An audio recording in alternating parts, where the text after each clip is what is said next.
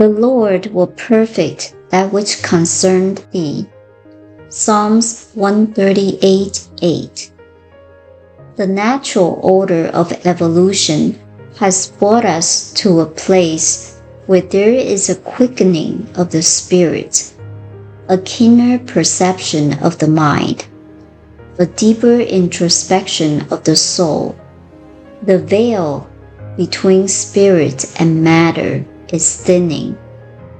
We are merging into a spiritual universe, proclaimed alike by the philosopher, the religionist, the scientist, and the idealist.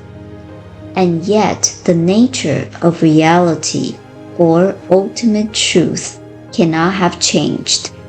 2 and 2 or 4 a million years ago. The awakening is to the mind and spirit.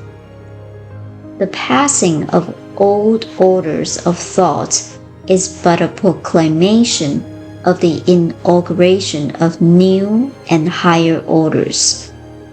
Modern psychology, metaphysics, and philosophy all announce a new birth of the mind, a new discovery of the self, a new consciousness of the intimacy of the mind with the subtle spirits within each of us.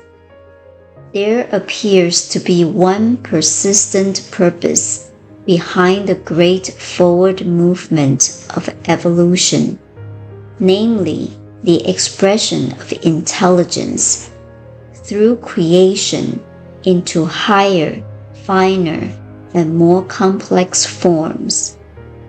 An insistent and intelligent urge in the life principle impels it to express.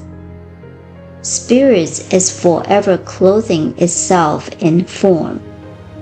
If we were to ask our imagination why this is so, the answer might be that God Himself would remain a non-entity unless He were expressed. Even to the infinite, some form of creative action and expression is necessary.